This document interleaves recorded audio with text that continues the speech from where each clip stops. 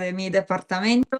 Y, Correcto. de acuerdo, si estáis grabando, si está bien para mí. Y decía que nos conocimos desde hace 3 años o más porque nos encontramos en Milán, en la biblioteca de mi departamento y trabajo en la Universidad Statale de Milán, que es una gran universidad, como Héctor, el profesor Maldonado, pudo apreciar. Y visitándola también con mi compañera y colega María Matilde Benzoni, que también trabaja en temas semejantes y tiene una experiencia más grande que yo del sur de América.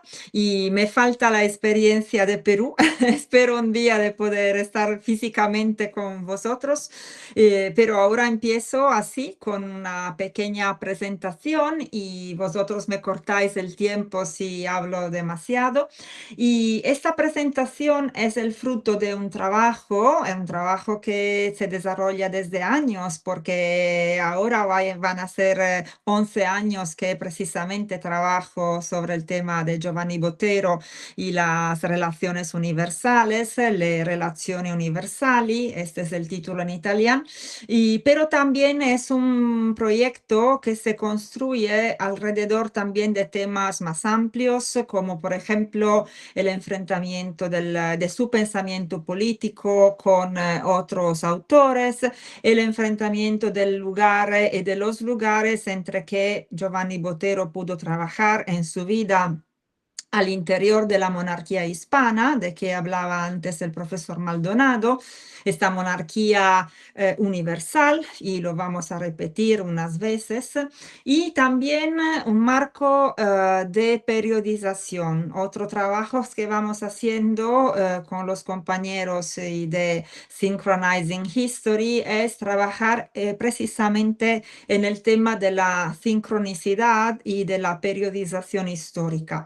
Lo digo porque al final de esta clase que va a Perdón, ser... Alice, ¿Sí? ¿puedes continuar ¿Sí? el slide? La presentación está en la primera Está en la primera, sí, imagen. sí, sí, sí. Ya está en la Sí, primera porque estaba explicando lo que voy a hacer y yo correcto. sé que no va marchando, sí, sí, sí, sí.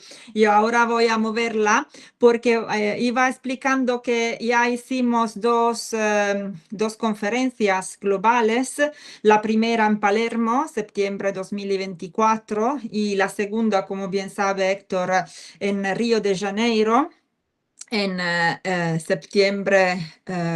A ver, ¿así la podéis ver o no? A ver, ¿así? ¿Podéis Sí, verla? Sí, vale. Y la segunda edición de Synchronizing History ha sido en Río de Janeiro, precisamente en septiembre del año pasado. Y la buena noticia para mí, también para todo el grupo de Synchronizing History, es que este año vamos a hacer la conferencia global también en Milán, precisamente mi departamento, para que la vamos organizando precisamente ahora. Y Héctor, por supuesto, vas a recibir la Call for Papers para que tú, tus compañeros, colegas, amigos, también estudiantes, doctorandos, doctorandas puedan participar, por supuesto. Porque es un tema, lo de la sincronización, en el que estamos trabajando todos y todas mucho para ver la mezcla cultural que hay al final precisamente del siglo XVI, al comienzo del siglo XVIII, entre visiones del mundo que no soltanto fueron distintas y no soltanto fueron conflictivas, sino también fueron influenciadoras la una de la otra y viceversa, ¿no? Eso es un poco el tema que vamos trabajando. Y precisamente un texto como la Relazioni Universali de Giovanni Botero me permite de trabajar muy bien en este tipo de perspectiva, porque es un texto que ha tenido una gran suerte editorial ya al tiempo, y es un texto que fue muy difundido en todo el mundo, también el mundo hispánico, por supuesto, y es un texto que tuvo mucha influencia en otros autores. Además, es un texto, como voy ahora a explicar, que toma noticias, informaciones, datos de otros textos de la misma época, mismos años, que fueron además muy difundidos, muy conocidos. Y uno de estos claramente es la historia natural y moral de las Indias de José de Acosta. Y por eso hablo de este texto en este contexto, porque me parece que para un público hispanohablante, Acosta sea un autor de absoluta referencia, alguien que conocéis muy bien, así que conociendo un poco de Acosta podéis conocer un poco mejor Giovanni Botero y su trabajo. Un tema muy importante en el cual vamos trabajando yo misma, pero también todo el grupo de Synchronizing History, es el tema de la traducción, porque también, como decía Héctor, ¿no? El tiempo global del 500 del siglo XVII es un tiempo multilingüístico también, es un tiempo en el cual se hablan muchas lenguas, el italiano por supuesto, el castellano, español por supuesto, el flamenco, muy bien, el francés y el alemán y el inglés empieza a ser una lengua difundida, pero no vamos a olvidar el latín, que también es una lengua, ¿no? común, una lengua de la cristiandad, por supuesto. Así que hay muchas lenguas que se cruzan y muchas visiones del mundo que se cruzan. Y vamos a ver un poco esto en la primera parte de mi presentación. Lo voy a decir también con una referencia a unas obras culturales, también a unos trabajos historiográficos bastante recientes y muy importantes para plantear ese tema del metichato culturale, ¿no? Temas que son mestizos, temas que se cruzan y también al tiempo de los protagonistas, de los autores que vamos investigando. Como podéis ver, esta es la edición italiana de un texto de Serge Grusinski, un autor francés, La machine a remonter le temps, el título en francés original. El subtítulo, muy claro también, espero en italiano, es Cuando la Europa empezó a escribir la historia del mundo, ¿no? Ese es un tema, por supuesto, porque el tema es un tema de lo voy a hacer a llamar así, de transfusión cultural. Por supuesto, unos autores europeos empezaron a escribir la historia del mundo, pero por supuesto, muchos autores europeos se enfrentaron también con otros autores de otras partes del mundo que iban haciendo la misma cosa. Y Acosta es uno de estos autores. Desde México y Perú, Acosta trabajó precisamente en la historia del mundo en los mismos años de Botero. Y ahora vamos a ver también sus biografías, que son dos vidas paralelas, podemos decir, ¿no? Citando a Plutarco. El tema es claramente un tema que se va a insertar en el tejido de la historia global y que estoy segura que también en vuestra universidad vais practicando. La Global History, la Entangled History, hay muchos nombres también, ¿no? Para definir estos contextos y conceptos. El tema de la transmisión cultural es un tema que se tiene que estudiar e investigar mucho con la cuestión de las traducciones y también de la circulación de los libros. Y como bien sabéis, la circulación de los libros con los hombres, con las naves, con los productos, con los religiosos y tal, también los libros viajaban mucho y viajaban en todo el mundo. Y ese es un tema, por supuesto, fundamental. Así que para estos hombres fue bastante, ¿no? fácil tener contacto, poseer informaciones y noticias bastante recientes, bastante frescas de cada parte del mundo. Y una demostración de lo que voy diciendo está en este corpus, una obra impresionante y que creo que alguien pueda conocer. Lo vais a ver en la parte izquierda de la pantalla, vais a ver una imagen de un frontispicio de una edición del siglo XVII, pero a la parte derecha podéis ver lo que son las navigazioni e viaggi de este veneciano, un italiano de Venecia, Giovanni Giovanni Battista Ramusio, que alrededor del 1550 dio a la publicación 6 volúmenes de relaciones de viaje. Y empezando un estilo de literatura que tuvo una inmensa suerte, una inmensa fortuna en el contexto cultural europeo.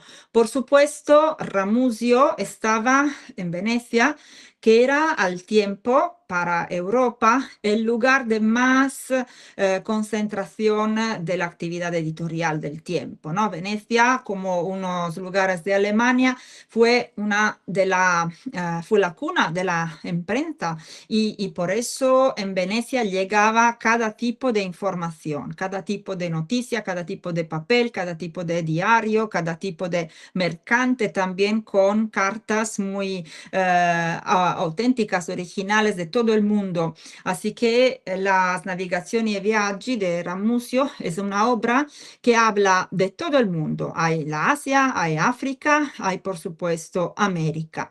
Y al interior de ese texto, gente como Giovanni Botero, que ahora voy explicando un poco quién era, pudo tomar muchísimas noticias y pudo también un poco saquear un poco de estas noticias, pero interpretar también, ¿no? Todo este material, que era un material de información de viaje. Y la visión de Botero va a ser una visión que toma inspiración de esta información de tipo viajero para construir una idea que es una idea de universalidad precisamente cristiano-católica. Y eso es el tema que vamos abordando un poco también. Otra cosa que tenemos que decir al tiempo de Ramusio también fue fundamental la producción cartográfica también, ¿no? Tenemos que recordarnos que la difusión de la imagen de la planisfero, así como también nosotros la conocimos, fue precisamente, ¿no? Datable en estos tiempos. Entre los años 50 y los años 70 del siglo XVI fueron imprimidos todos los mapas, dibujos atlantes más importantes, por ejemplo, la mapa de Mercatore y de Ortelio, ¿no? Que fueron en 1570 la primera representación gráfica de todo el mundo en su dimensión. Bueno, si hablamos de Botero y de Acosta, y ahora vamos a ver quién fueron estos dos hombres, dos religiosos, esto es muy importante, tenemos que recordarnos que José de Acosta publicó su Historia Natural y Moral de las Indias en español, en castellano, por supuesto, en el 1590. Aquí tenéis una edición que se puede también consultar en Open Access, digital totalmente, muy bien hecha con la introducción de Fermín del Pino Díaz, y es una gran obra sobre que mucho se ha investigado. Aquí podéis ver dos otras ediciones, también una edición en inglés, la que veis en la parte izquierda de la pantalla, y luego una nueva biografía cultural, intelectual de José de Acosta. Y como podéis ver, el marco de este título se pone en la palabra teólogo, ¿no? Acosta como teólogo para el imperio. El imperio, por supuesto, es el imperio habsbúrgico, el imperio español, el imperio que dio vida a una de las, por supuesto, colonizaciones más impresionantes con todo lo que hay, por supuesto, de negativo también del mundo. Y también una colonización que es una colonización no solo confesional, pero sino también cultural. Cultural, geográfica, política, económica, por supuesto. Así que hay que poner, ¿no? Muchos elementos para hablar de textos como estos. No son simplemente solamente textos de nivel cultural, moral, teológico, sino también textos que tienen al interior una descripción que es económica, una descripción que es geográfica, hay una dimensión espacial que es una dimensión fundamental para que se vea la cantidad de viajes que también estas personas que escribieron obras de este tipo podían hacer. En el caso de Acosta, nos encontramos en un mundo en el cual Acosta mismo viajó mucho, desde México hasta Perú y de España, por supuesto, porque su origen fue española y también fue un religioso. Un jesuita, por supuesto, y los jesuitas también tienen un papel fundamental al interior de todo este mundo, por lo cual, como bien sabéis, por supuesto, en Boston hay un centro de investigación que trabaja en los jesuitas de todo el mundo, que precisamente al final del siglo XVI, al comienzo del XVII, escribieron las obras más interesantes, más importantes y hicieron circular todas estas obras, todas estas noticias, ¿no?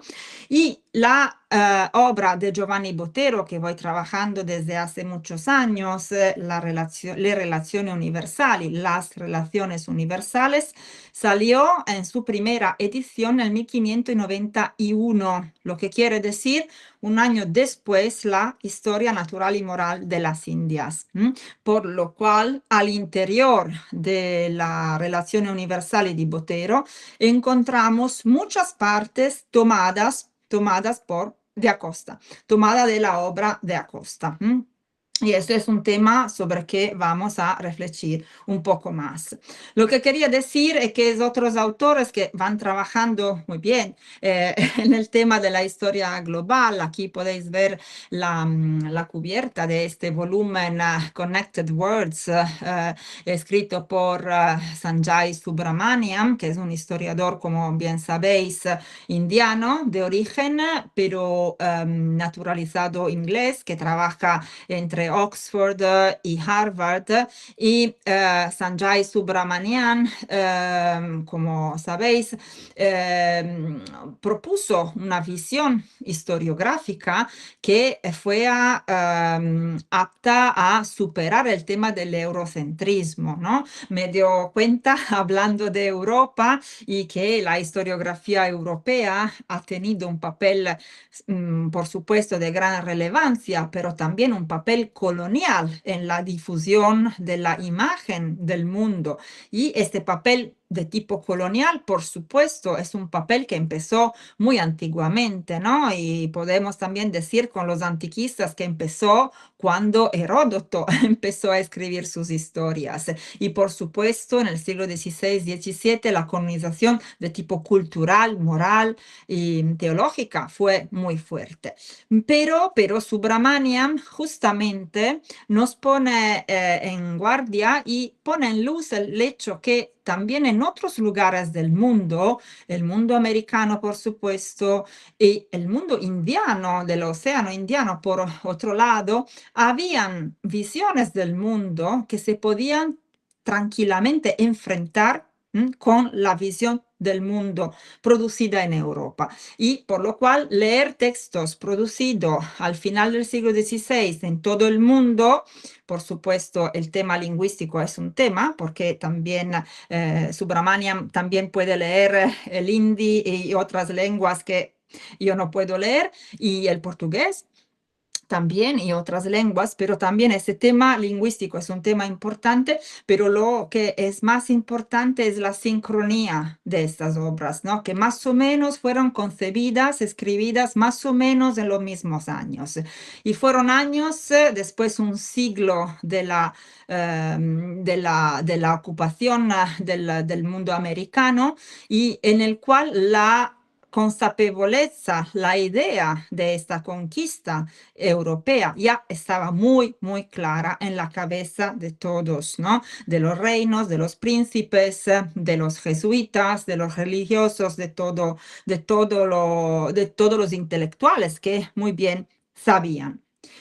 Y por supuesto, Giovanni Botero, que es uno de los autores sobre que trabajo más, como la mayoría de los jesuitas, conocía y tenía una gran atención para el mundo americano. Y aquí podéis ver un volumen que ya tiene unos años, un volumen del 2001, escrito para el historiador Giancarlo Roscioni, que se llama El deseo de las Indias. Y en este volumen Roscioni explicó muy bien, a mi parecer, cómo muchísimos jesuitas jóvenes tuvieron ganas de ir a las Indias para hacer su actividad de misión, ¿no? Sus actividades misionarias. Y entre ellos, por ejemplo, Giovanni Botero escribió muchas cartas a sus superiores jesuitas para que lo enviaron a las Indias. Lo mismo había hecho el jesuita español Acosta, pero en el caso de Acosta, que era un hombre muy acuto, muy inteligente, pero también muy obediente, eso fue posible. Así que Acosta en los años 70 del siglo XVI fue enviado precisamente en México y luego marchó a Perú y Nueva España. Y luego lo mismo no pasó a Giovanni Botero. Los dos son más o menos contemporáneos, viven más o menos en el mismo tiempo, pero uno pudo efectivamente ir a las Indias, el otro no. Y Giovanni Botero tuvo que restar a Italia, viajó poco, pude viajar a Francia, pude viajar a España, lo vamos a ver más allá, pero no pude físicamente visitar las Indias, lo que Acosta había hecho. Esto lo voy a decir porque a mí me parece muy interesante ver cómo dos hombres que tenían la misma cabeza estructural, porque fueron jesuitas, ¿no? Y se formaron a la misma manera, habían estudiado sobre la ratio studiorum, tenían la noción de las mismas disciplinas y materias, tuvieron luego experiencias de vida muy diferentes, por las cuales escribieron obras bastante diferentes. Así que la historia natural y moral de las Indias es una obra escrita en el lugar, en el puesto, escrita con un sentido de participación que es totalmente distinta. Y las relaciones universales, por otro lado, es una obra que tiene la necesidad de leer muchas obras para ser escrita, pero tiene también una capacidad de visión de un hombre totalmente europeo que desde Europa, ¿no? Se imagina y ve este mundo universal que puede tener relaciones dinámicas a su interior, al interior de los imperios que hay en el mundo, que son relaciones religiosas, económicas, dinásticas también.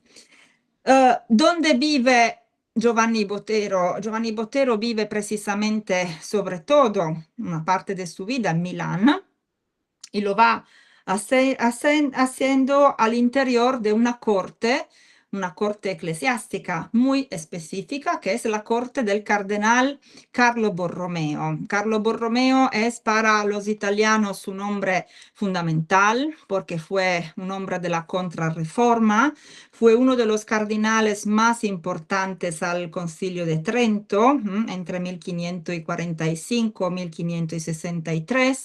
Fue Borromeo el hombre que al final del Concilio de Trento inventó el seminario para la educación del clero. Así que en Milán en particular, en Italia, en Europa y podríamos decir en todo el mundo, la influencia de Carlo Borromeo ha sido increíble, ¿no? Ha sido exponencial. Y cuando Botero no fue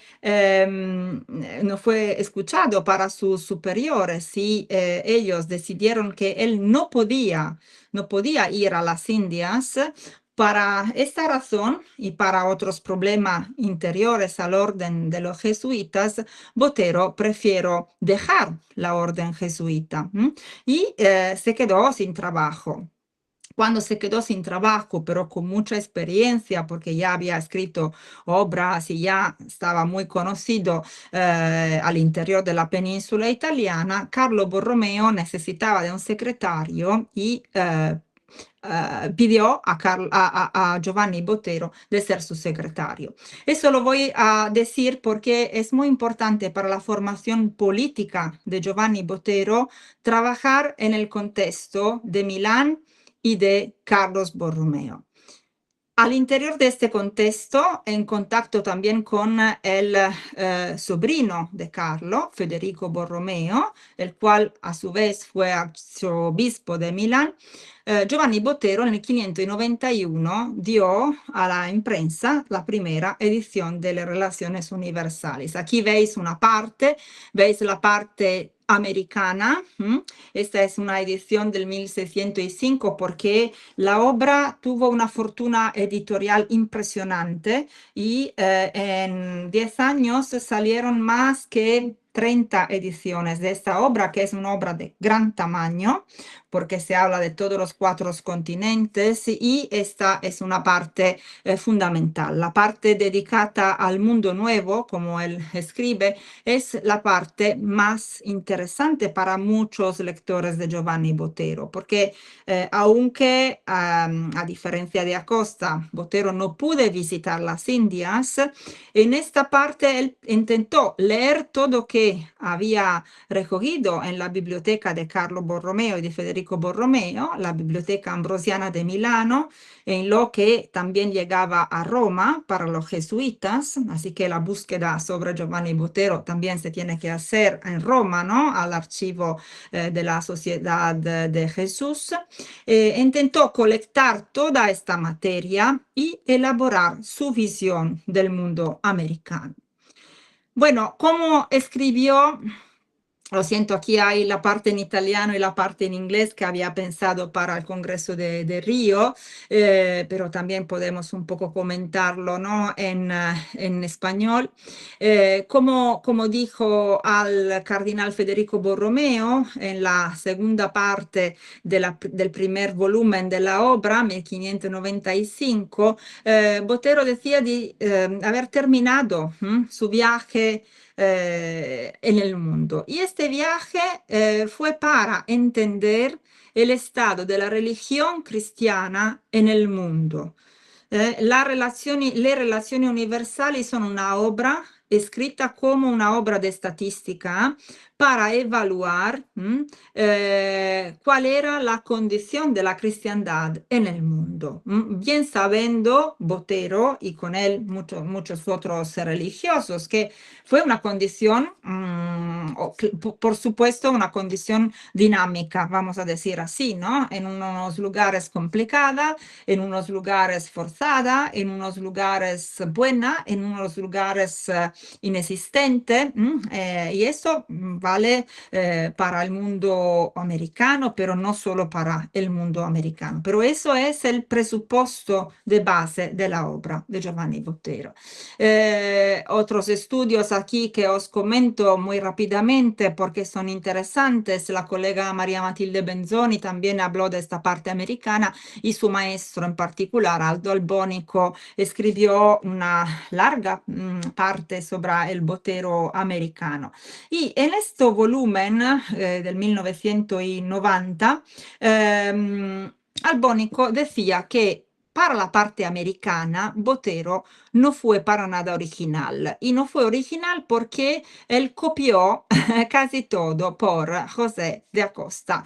Y en parte es así, en parte la parte de Acosta es una parte muy importante, pero lo que tenemos que decir, estudiando un poco mejor, un poco más al interior las varias versiones de las relaciones universales, es que en unos lugares de la obra, en unas páginas de la obra, Botero precisamente cita a José de Acosta y para mí es muy interesante ver cómo cita José de Acosta. Como podéis ver en la parte alta, esta es mi edición de las Relaciones Universales, es una edición en 3 volúmenes y son 3 volúmenes muy pesados porque son más o menos 1000 páginas cada volumen.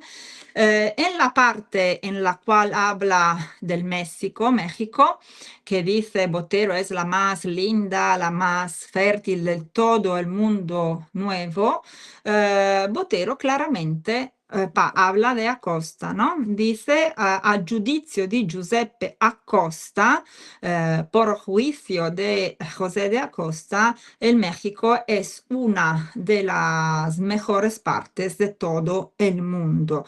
Y aquí hay una mención explícita de lo que Botero había leído. Y si vamos a ver la estructura de las dos obras, vamos a ver cómo en la parte americana, que veis en la derecha, en la lengua italiana original de la obra, Botero había tomado exactamente más o menos la división de la materia que Acosta había sugerido, ¿no? Y como, por ejemplo, los antiguos sabían del mundo nuevo, cómo los hombres fueron a poblar el mundo nuevo y que es la zona tórrida, ¿no? La zona tropical, la zona ecuatorial, como se explica también desde el punto de vista climático.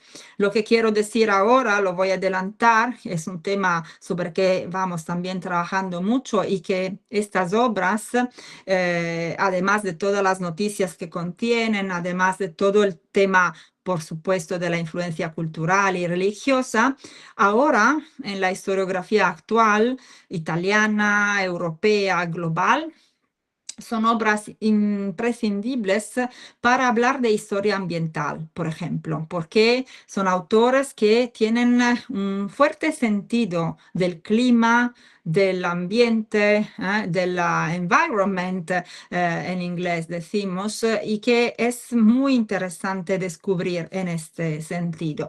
Y eso es una pequeña cita desde Eliot, es un volumen que muy famoso, aquí lo cito en la versión italiana, pero precisamente también John Eliot menciona la obra de José de Acosta hablando del Perú, precisamente donde vosotros estáis, y hablando del clima del Perú, ¿no? De la instabilidad del clima peruano, un clima muy violento, un clima muy caldo, un clima muy difícil y un clima que cambia mucho, como podéis ver y como sabéis mejor que yo, a segunda del lugar, ¿no? En particular, las Andes son una parte fundamental donde el clima cambia mucho. Y Botero precisamente toma este tipo de informaciones sobre el clima también del Perú y del mundo nuevo desde José de Acosta. Así, aquí hay una cita en italiano y hay también un juego, ¿no? De enfrentamiento y de superioridad entre el mundo antiguo, la Europa, el mundo nuevo, el nuevo mundo, la América. Es un tema que en las cortes europeas fue muy debatido, ¿no? Lo que es mejor. Y Botero tiene una conciencia muy fuerte del hecho que en unas cosas, por supuesto, desde tu punto de vista, la Europa es mejor, por supuesto, hay una idea de la superioridad europea, que bueno, ahora no compartimos más, pero también un hombre de economía, de ciencia política como Botero, entendía muy bien que había características en que el mundo nuevo fue mucho mejor que el mundo antiguo, ¿no? Y como podéis ver, una de las características son las minas, ¿no? Las minas de Potosí, que están mencionadas aquí en esta larga cita y están mencionadas en enfrentamiento con las minas de Angola, las minas africanas, ¿no? Y admite Botero sin problemas la Nueva España, es el mejor país del mundo y porque es un lugar donde todo, sobre todo desde el punto de vista de la agricultura y del alevamiento de los animales, funciona mucho mejor para el clima, ¿no? Así que todas las plantas que se van a implantar en América crecen más bien que en el mundo europeo. Y aquí hay una traducción en inglés de la cita de antes para el público que en Río de Janeiro no hablaba ni italiano ni español, así que voy pasando rápidamente. Y aquí os enseño una edición muy interesante de José de Acosta, porque es la versión traducida en italiano, que creo fue una de las dos que Botero pudo examinar directamente. Lo que sabemos es que Botero conocía un poco de español, no mucho, pero un poco suficiente para leer textos. Pero también sabemos que en todo el mundo europeo hay un interés tan grande para ese tipo de cultura, ¿no? Que provenía del mundo americano, que muchas obras, también de gran tamaño, como la Historia Natural y Moral, fueron traducidas muy temprano. Aquí también la idea de la traducción es una idea fundamental, como decía antes, una idea que se tiene que valorar mucho en nuestros estudios, en nuestros enfrentamientos y debates en nuestras conferencias, porque es el medio con que las noticias circularon más. Y es muy también interesante, ahora no me voy a difundir sobre eso, pero saber quién fue perdón, quién fue el traductor, ¿no? de ese tipo de obra, porque había también una circulación intelectual muy impresionante. Bueno, aquí sabemos que este intelectual véneto, también de Venecia, siempre Venecia al corazón de este mundo editorial, había traducido, ¿no? La obra del jesuita José de Acosta. Y como decía antes, hay los estudios de Peter Burke, pero también de colegas y amigos italianos como Luigi Alonzi, que hoy subrayan la importancia excepcional del tema de la traducción, ¿no? Sobre que ya decía algo. Un tema que es importante no solo porque la traducción, por supuesto, consentió la circulación de ideas, ¿no? Y de difundir las ideas, pero también porque si vamos a ver qué tipo de traducción fue hecha al tiempo, nos damos cuenta del hecho que la traducción nunca es neutral, ¿no? En italiano hay una modalidad de decir que es tradurre e tradire, ¿no? Y tradire significa traicionar, ¿no? Así que traducir es como traicionar. Bueno, en ese tipo de texto vemos muy bien también el tipo de operación cultural, un poco traidora, ¿no? Traicionadora, que normalmente se hacía en traducir obras que podían contener unos aspectos no totalmente condivisibles en la cultura de destino de estas traducciones. Y eso también es un tema que me parece muy significativo y muy importante, ¿no? Y, por ejemplo, bueno, aquí vamos citando Peter Burke porque, bueno, el gran historiador inglés que estuvo en Palermo, que estuvo en Río de Janeiro y que viene también a Milán a pesar de su gran edad, pero es una persona que todavía viaja mucho y todavía estudia esos temas. Y bueno, cuando se tiene que elegir unos textos emblemáticos del tema de la traducción, Peter Burke menciona sin dificultad las relaciones universales de Giovanni Botero porque fue uno de los textos más traducidos en el mundo su contemporáneo y como podéis ver en lenguas también muy complicadas, ¿no? Porque no solo el español, no solo el inglés, sino el latín, porque Giovanni Botero quería hablar a un público lo más amplio posible, por eso había escrito en vulgar, italiano, en la lengua nacional, vamos a decir italiana, pero también fue traducido en alemán y en polaco. Y bueno, como podéis entender, son lenguas bastante minoritarias, el polaco en particular.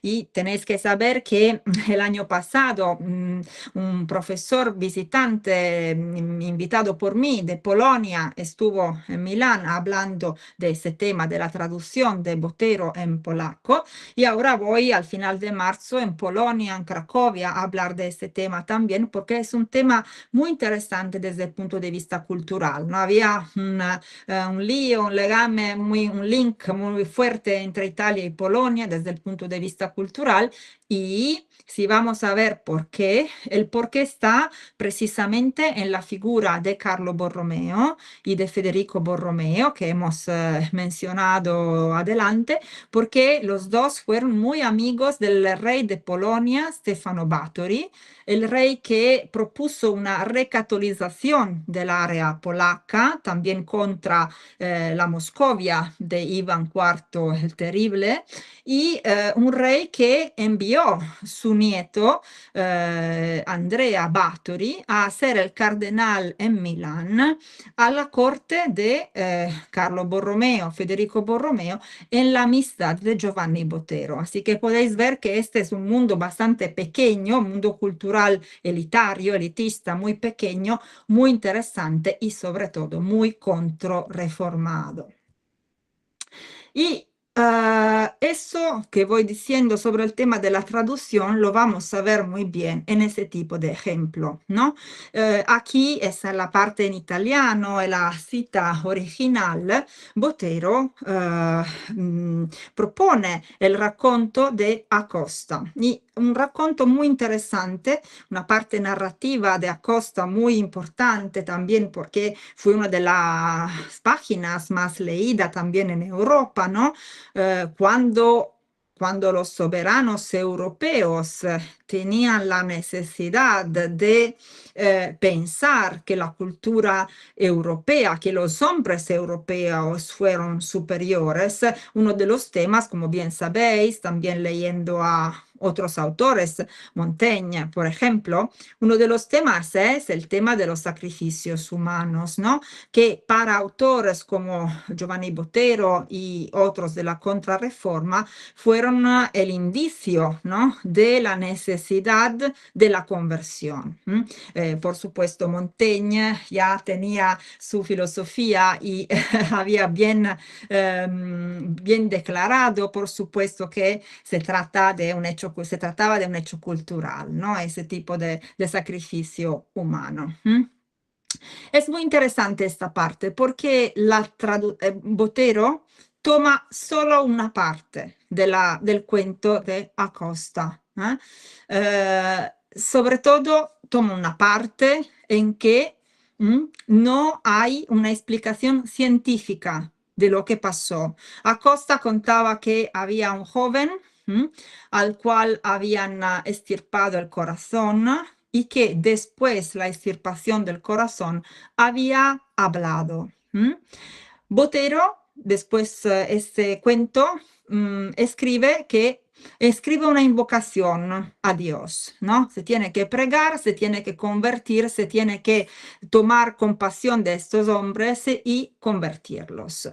Si nosotros vamos a ver la versión original de Acosta, aquí la podéis leer vosotros muy mejor que yo en español, veis que el cuento de Acosta es un cuento científico. Acosta cuenta lo que pasó, en este caso específico, cuenta de la extirpación del corazón, cuenta que después de la extirpación del corazón este joven dijo, caballeros, muerto me han, lo cual causó grandísima lástima y horror a los nuestros, pero sobre todo explica científicamente lo que pasó. No es cosa increíble que aquel hablase, habiéndole arrancado el corazón, pues refiere Galeno haber sucedido algunas veces en sacrificios de animales, después de haberles sacado el corazón y echándole en el altar, respirar los tales animales y aún bramar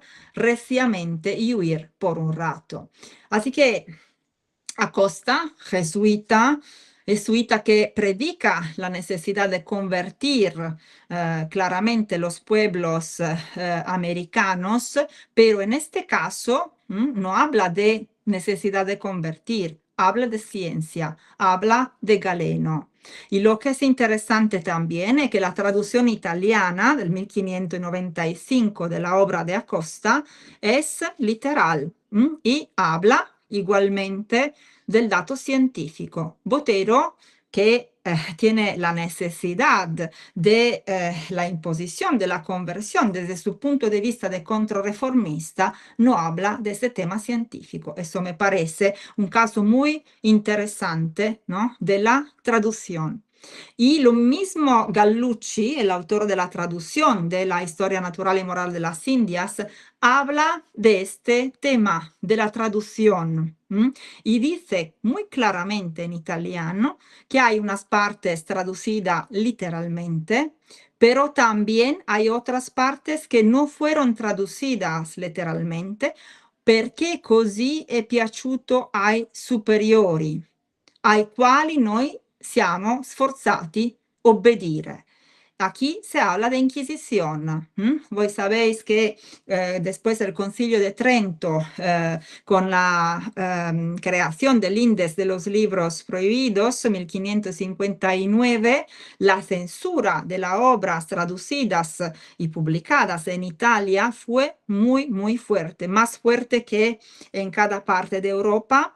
Bueno, en España también fue muy fuerte. Así que claramente el traductor, que es uno cienciato, así que le gustaba mucho más el Acosta cienciato, escribe muy claramente que no pudo traducir todo porque había cosas que a los superiores, a los inquisitores, no le gustaban y que no dejaban publicar. Y eso también es muy interesante. Muy interesante también saber lo que pasa a un'altra obra de José de Acosta, que es una obra más teológica, ¿no? La historia natural y moral de las Indias es una historia en lengua castellana, en vulgar, más descriptiva, pero después Acosta también, desde su punto de vista de jesuita, publicó esta obra, que es una obra teológica, ¿no?, De procuranda indorum salute, lo que quiere claramente decir que se tiene que trabajar para la conversión de los pueblos del mundo nuevo. Y en esta parte, en esta obra, Botero también encuentra muchas noticias muy útiles para él para hablar del tema de la civilización, un tema que Botero trata en otras sus obras, como el de le cause de la grandeza de la città, un pequeño libro sobre por qué las ciudades son lindas, grandes, poderosas, y sobre todo en su texto más famoso de 1589, que es de la razón de Estado, ¿no? Un texto que muy bien conocéis, por supuesto, vosotros también. Os cito estos textos porque en estos textos en particular, en el Delle Cause y en la Razón de Estado, Botero intenta hacer un análisis, ¿no?, de las distintas fases de civilizaciones en un pueblo. Y aquí lo veis en inglés, pero me parece bastante claro. Hay un primer estadio con pueblos que no conocen ninguna forma de Dios, y por ejemplo, Chichimechi en Brasil. Hay una parte de pueblos que tienen una forma supersticiosa de religión. Hay, eso es el segundo tipo. Tercer tipo, gente politeísta. Y al final, gente monoteísta. Y lo que es muy interesante es que Botero pone los pueblos de Perú entre los pueblos monoteístas. Esta parte, esta división en civilizaciones distintas, es muy parecida a la parte que Acosta sugiere en su De Procuranda Indorum Salute, ¿no? Como veis, los primeros pueblos son aquellos que no se apartan gran cosa de la recta razón y de la práctica del género humano. Por ejemplo, el chichimechi, pero también los chinos, por ejemplo. Los bárbaros que no tienen una determinada norma de comportamiento humano. Y luego hay hombres salvajes semejantes a las bestias que apenas tienen sentimientos humanos. Aquí podéis ver todo lo que ya en parte las casas había superado. Pero esto es el primer Acosta. Las primeras páginas de Acosta son así. Leyendo Acosta en toda su integridad, podéis ver que el Acosta jesuita que trabajaba en el lugar, al final tenía una visión mucho más suave de las distinciones humanas, lo que para Botero, que seguía viviendo en Europa, fue imposible, ¿no? Para él esta división fue bastante geométrica, bastante rígida, bastante matemática, pero con unas formas interesantes de interés para los pueblos monoteísticos en los cuales, como decía, también estaban las religiones de la América del Sur. Y por eso Botero menciona otra vez a Costa, ¿no? Sobre el tema de la conversión y de cómo se tenía que hacer este tipo de conversión. Y como podéis ver, Botero menciona a Costa, pero menciona también a Francisco Vitoria, que como sabéis fue uno de los más integralistas, ¿no? Uno de los más violentos en la idea de una conversión forzosa, ¿no? Porque, bueno, Botero tenía la idea que esta línea dura fue la mejor para adelantar este proceso de conversión, ¿no? Aquí es la parte en inglés. Eh, voy verso la parte final de mi ponencia para meditar sobre un trato, que eso me parece un poco novedoso, porque normalmente, ¿no? Se miran estas obras también en su parte paratextuales, por ejemplo, la introducción, por ejemplo, la litera dedicatoria, pero casi nadie puso el acento en un hecho, en el hecho que si el de Indorum Procuranda Salute, el texto latín teológico de Acosta, fue indirizado a Felipe II, el rey de España. La historia natural y moral de las Indias fue publicada con una dedica a su hija. La hija era Isabella Clara Eugenia, la veis en esta pintura del tiempo, era la gobernadora de los Países Bajos. Y eso es muy interesante desde mi punto de vista, porque también una línea de investigación que tengo ahora es ver este tipo de literatura política, si fue conocida o no por las mujeres, ¿no? Poderosas de Europa. Y hay una sorpresa en este tipo de investigación porque hay obras que fueron efectivamente leídas por ese tipo de mujeres. Y esta mujer gobernaba los Países Bajos, así que es decir, gobernaba un país atlántico, gobernaba un país también proyectado hacia el colonialismo expansionista en el océano Atlántico. Y aquí, como podéis ver en la dedicatoria, él dedica, ¿no? A esta princesa europea la historia natural y moral de las Indias, esperando que ella tenía gana de leer ese tipo de libro para informarse, para conocer mejor el mundo desde un punto de vista económico, y ese es un tema también que vamos a encontrar en Botero y que me parece muy sugestivo, muy interesante. Muy interesante también porque Botero, y eso no lo dije de manera aprofundida, fue después de haber servido los Borromeos, los dos sobrinos Borromeos, al servicio de Carlos Manuel I, el duque de Saboya.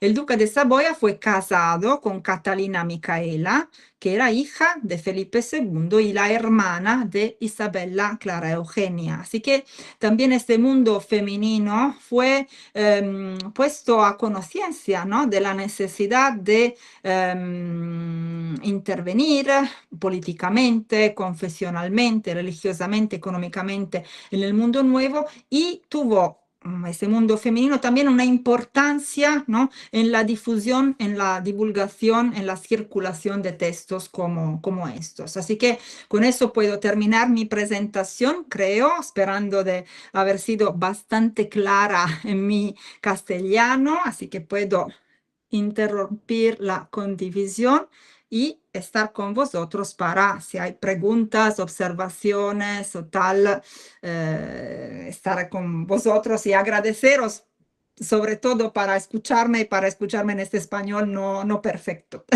Así que gracias para ahora. Muchas gracias, Lich. Muchas gracias. Amigos, amigas, se comparte por el chat el link de Unimi, ¿no? De Milán, de los Gracias. departamentos de Milán. No hay Sí, facultades en Italia, solo hay departamentos. sí, Luego del posgrado en Italia y, por supuesto, ¿no?, del scholarship, ¿no?, sí, de Italia, ¿no?, para estudiantes extranjeros. Y también el link del Centro de Estudios Jesuitas que está en Boston, Historia sí. Domus. ¿Ya? Pues es bueno, es del año 2014, tiene una larga tradición los estudios jesuitas y este es un centro que se ubica en Estados Unidos de Norteamérica. Sí, Alice, estamos hablando, Milán es parte del mundo hispánico, entonces sí. en el siglo XX-XXI hay una expresión, ¿no? El colonialismo, el anticolonialismo. ¿Cuál es la experiencia de Milán, ¿no?, de esta relación supeditada a Madrid, ¿no? Y cómo esta relación nos permite dar una marco, una referencia a los autores, ¿no?, a los pensadores y a los autores locales, Sí. eclesiásticas o laicas. Sí, sí, sí, sí. Bueno, es una pregunta muy interesante porque, por supuesto, Milán en el tiempo, ¿no?, que Botero escribía y tal, fue uno de los corazones del mundo, por supuesto, ¿no?, de los corazones económicos, culturales. Por ejemplo, la Biblioteca Ambrosiana de Milán fue la primera biblioteca pública de Europa, ¿no? Eso se tiene que decir. Así que toda esta colección de obras y tal que circulaban fue de tamaño impresionante, ¿no?, por la voluntad de los dos Borromeos. Y Milano tuvo con Madrid una relación bastante compleja porque Milano fue añadida al dominio de la monarquía hispana en el 1535 porque la dinastía de los duques de Milán fue terminada, ¿no?, sin heredes. Y Carlos V, para una cuestiones dinásticas, imperiales y tal, tuvo el dominio de Milán consigo, bajo su gobierno. Y esto dio vida a una gobernación a distancia desde Madrid hasta Milán con gobernadores españoles, por lo cual también los milaneses, ¿no?, tuvieron la experiencia de una forma de colonización, porque, por ejemplo, los actos administrativos del Senado de Milán, que normalmente habían sido en latino, en italiano, empezaron a ser en español, ¿no? Así que un proceso que también el conjunto de la monarquía hispana en el sistema imperial español lo vivió, por ejemplo, en Nápoles también o en Sicilia también. Así que parte de Italia, parte muy importante de Italia, se enfrentó con ese tipo de problema también cultural. Luego, en la primera parte del siglo XVI, bajo Carlos V y la primera parte de Felipe II, ese sistema fue bastante bueno porque para el Ducado de Milán significó ser protegido de Francia, ¿no? Y Francia siempre tuvo la voluntad de expansión hacia Italia, bajando las Alpes y llegando a Lombardía y tomando Milán. Milán ha sido sido contendida, se dice así, para más que 100 años desde Francia y entre Francia y España. Luego, pero en el siglo XVII, sobre todo el Senato de Milán, la principal magistratura, el principal tribunal, bueno, unas veces tuvo problemas de enfrentamiento con las autoridades españolas, por ejemplo, porque el rey de España, después Felipe II, nunca visitó a Milán. Es un problema que también el mundo nuevo, ¿no? Tuvo la ausencia del rey, ¿no? Así que la ausencia de la autoridad, así que eso enflaquecía muchísimo el poder político a nivel local y también a nivel global, a nivel global. Y luego la peste, 1630, es muy famoso para todo lo que tratan de Italia. En Italia había una epidemia de peste impresionante, así que durante la pandemia de COVID se habló muchísimo de la semejanza entre el tiempo del 1630 con el tiempo que hemos vivido hace pocos años. Y bueno, eso es un tema que también creó muchos problemas porque dirigir una emergencia a distancia para la corona española que ya tenía muchísimos problemas en el mundo nuevo, en los Países Bajos, en el mundo alemán y tal, en Nápoles también, gobernar Milán fue bastante difícil. No, eso pero para Milán y para las élites de Milán significó desarrollar una tecnología, una sabiduría, una cultura política muy, muy importante que en el siglo XVIII fue determinante para la ilustración, por ejemplo. He corrido poco, pero para intentar contestarte.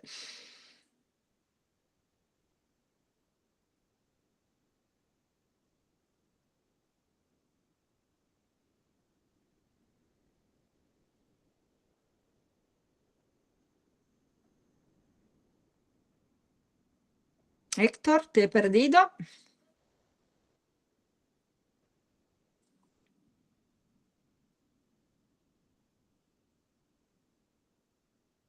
No sé si hay alguien.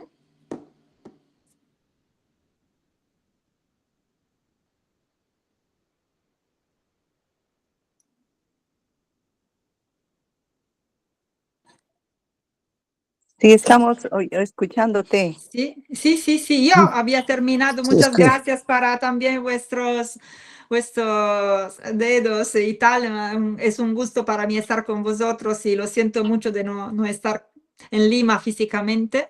Pero no sé, el profesor Maldonado me había puesto una pregunta y yo intenté contestar, pero si tenéis otras preguntas, por supuesto, es un gusto para mí.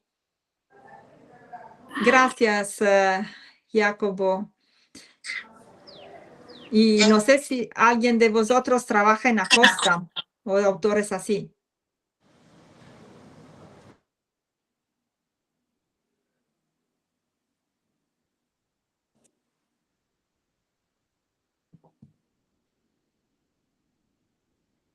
Puede ser que no. Y lo que quiero hacer, y en la chat, si me permiten, es compartir la call for papers de que hablé. A ver si lo puedo hacer. Esperáis un momentito. Y así que puede ser que para vosotros sea interesante. La voy a compartir con el profesor Maldonado y luego espero que él pueda ponerla en la chat. Gracias, Ruth. No sé qué clase sois vosotros. ¿Sois una clase de perfeccionamiento? ¿Qué tipo de clase o de curso?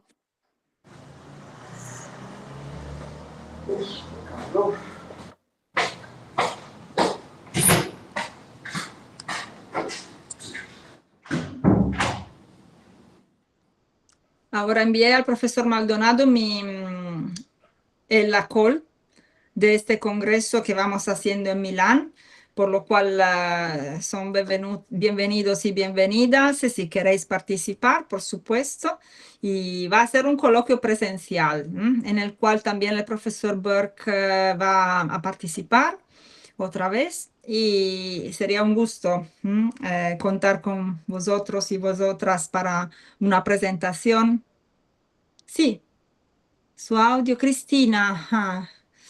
Yo no veo Cristina, veo el mensaje, pero no veo todos vosotros, veo una parte. Cristina, si quiere poner una pregunta en la chat, puede ser una medida.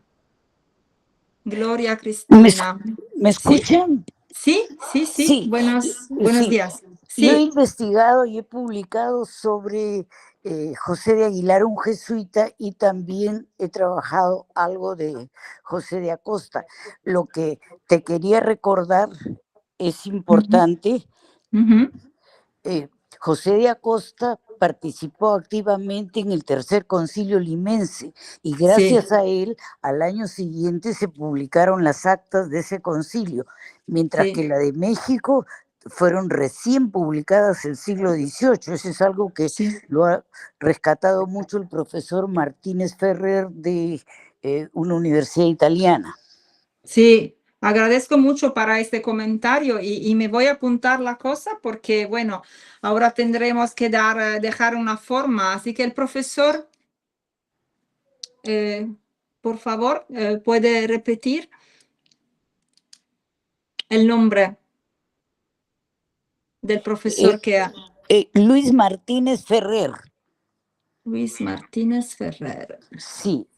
Él tiene una Sí. edición de las actas del Tercer Concilio hecha en Italia y con colaboración del Arzobispado de Lima. Sí, sí, sí, sí, eso me interesa mucho también porque hay un grupo de investigación que trabaja más precisamente en Lima y desde muchos puntos de vista, por ejemplo, no he mencionado este aspecto, pero también hay un aspecto artístico, por supuesto, así que hay un tema de imágenes, de difusión también de imágenes y los concilios precisamente fueron determinantes para decidir lo que podía ser difundido, lo que no podía, así que había también un intercambio de artistas desde Italia hasta la América del Sur y al revés, por supuesto, que es muy, muy interesante. El año pasado estuve en Río, estuve en Brasil y estuve también visitando a la región de Minas Gerais, donde hay esa influencia cultural, artística también de los portugueses y artistas. Y eso te agradezco mucho, Sí. Cristina, para esto. Alice, antes de terminar, este año está organizando un congreso, los antiguos jesuitas de Iberoamérica. En todo caso, si es posible, yo les voy a colocar la próxima semana el enlace. Sí, muchas gracias. ¿Ya? Sí, sí, sí, sí, si podemos también seguirlo yo con las horas y las clases que tenemos y intentaré seguirlo porque me parece muy interesante y también lo voy a decir a mi amiga y compañera que trabaja en estos aspectos más precisos yo no soy una historiadora de historia eclesiástica, eso no lo he explicado. Yo soy más una historiadora de estados italianos y relacionados con la monarquía de España. Y desde allí empecé trabajando en Botero. Y Botero me ha aportado a enfrentarme también con ese tipo de producción, porque las relaciones universales son un texto impresionante. Yo lo puedo enviar a Héctor y si queréis consultarlo, porque son 3 volúmenes, puedo enviar el PDF y si os gusta consultarlo, porque yo creo también que para un público hispanófono puede ser bastante fácil a leer en italiano, no es tan difícil, así que puede ser útil para ver qué tipo de información se habían difundido en ese tiempo, ¿no? Y si queréis, lo puedo hacer. Gracias. Gracias, Cristina, de verdad. Me escribe Ya. Héctor. que ha tenido problema. Y le voy a decir que, bueno, envié esta call y que no puedo compartir, no tengo un enlace para ponerlo en la chat, solo tengo un PDF, a ver, y no sé cómo hacerlo. Ahora no lo puedo ver. Sí, mi correo, sì. Messaggi nella chiamata.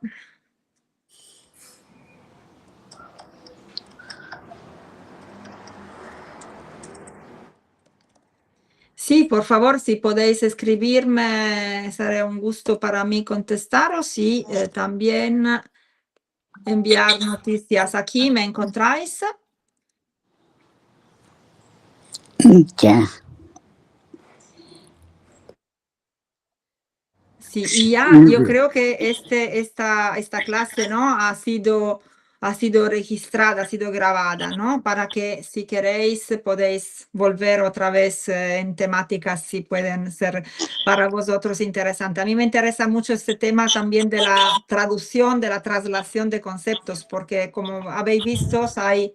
No, ecco, no hay problema. Héctor no puede volver. Y así que no sé cómo hacéis normalmente si cerráis la clase y os despedís y podemos hacer así si queréis. Y no sé si hay una secretaría o alguien que va a terminar la clase y la grabación. Liche, ¿me escuchas? Ah, sí, hola Héctor, Sí, sí, sí, ya te sí. escucho. ¿Qué ha Un pasado? problema se desconectó, Técnico. estoy por el smartphone. Sí, bien. Sí, Ante sí, todo, Alice, la idea es actividades como esta, pues es la segunda. El año pasado estuviste en el seminario, ¿no? sí, En la segunda sí. oportunidad. Hay tiempo para Milán y Lima, tienen una experiencia hispánica. Compartimos una historia, una experiencia periférica, Sí, colonial. Esta experiencia periférica y colonial nos puede ayudar a vincularnos más y pensar ahora, este siglo, el siglo XXI, que es tan desafiante. Milán es pública, como San Marcos es pública, con sí, grandes desafíos, como todas las públicas en el mundo, pero al mismo tiempo una gran energía y una gran voluntad institucional por crear y abrir puentes.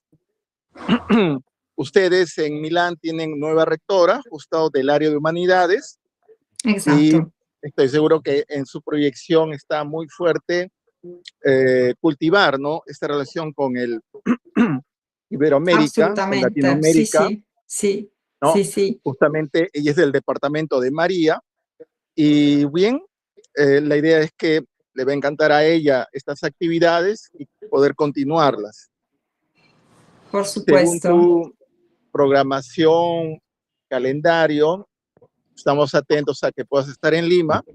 En 9 años Lima celebra 5 siglos de fundación hispana, aunque la ciudad tiene una milenaria historia indígena, Sí, sí, sí, arquitectura sí, del segundo milenio antes de Cristo, y tiene pues estas distintas experiencias a lo largo de historia. Milán tiene un origen romano, claro. ¿no? Ah, sí, ¿no? sí, Y llega pues al siglo XXI, ¿no? sí, y Milán además tiene un ahora, barrio chino como sí, Lima. sí, sí, sí, Tenemos la experiencia de población muy del Asia semejante. Oriental y mucho tiempo, ¿no? Su Sí. colonia china tiene un siglo.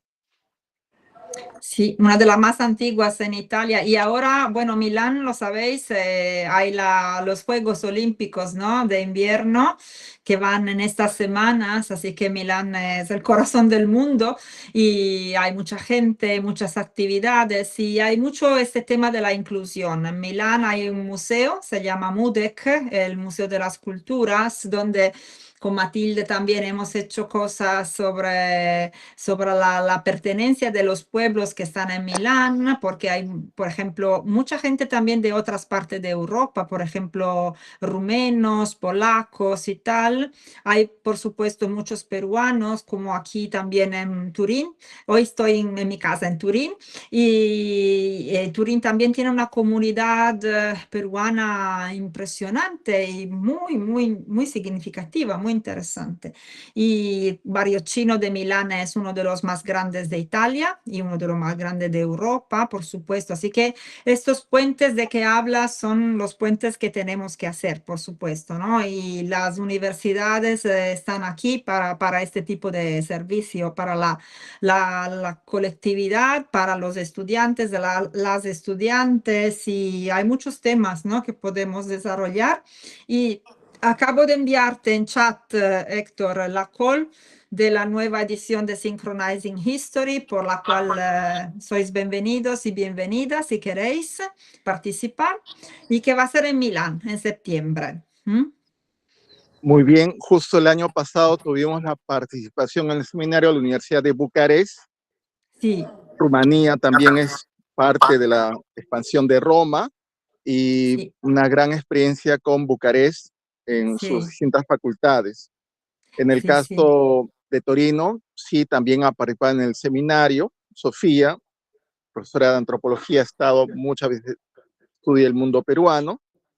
Y justo también tenemos la actividad con el profesor Rolando Ujú. de Firenze ahora Rolando este mes. Minuti, que es un amigo, ¿Sí? claro, sí, sí, sí, es muy lindo ese tipo de curso que hace Rolando, es uno de los máximos expertos de la ilustración y de la cultura iluminística, así que bueno, es una suerte para vosotros tener Rolando en un curso. Ujú. Sí. Bien, Liche, muy importante la proyección del Giovanni hacia Asia, ¿no? Japón, Sí, y sí, la recepción, ¿no? Bueno, la experiencia jesuita, la experiencia académica jesuita es mundial, ¿no?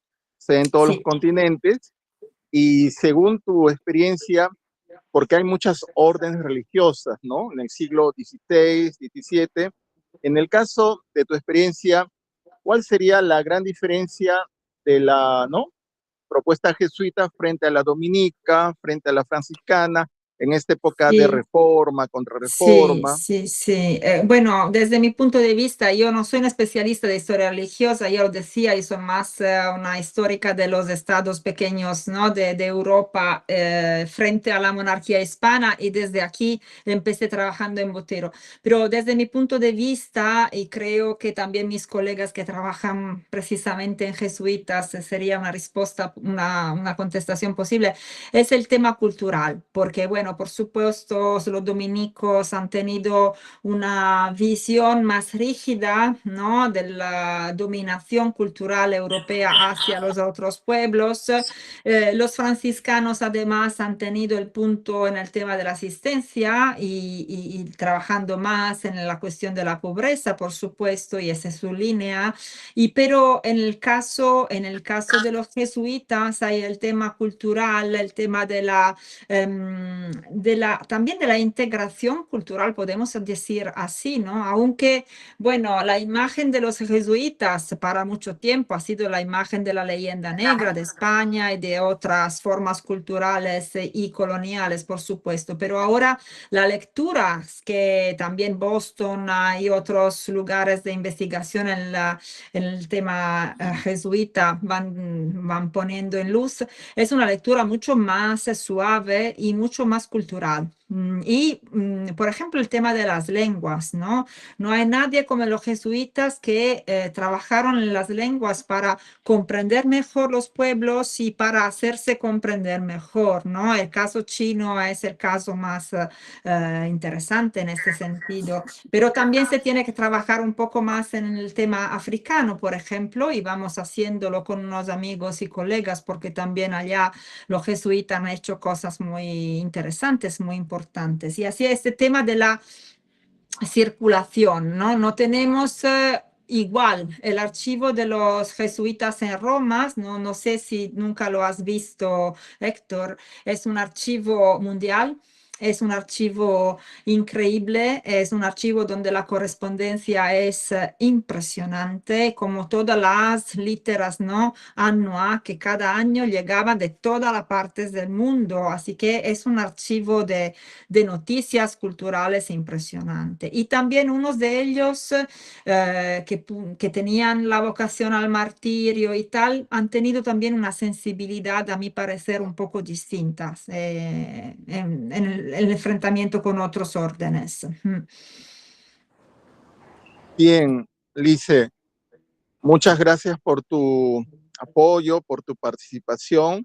A Ahora estás vos. en pleno periodo de exámenes, de jurados. Sí, es una época, entiendo, bastantes actividades ahí en Milano.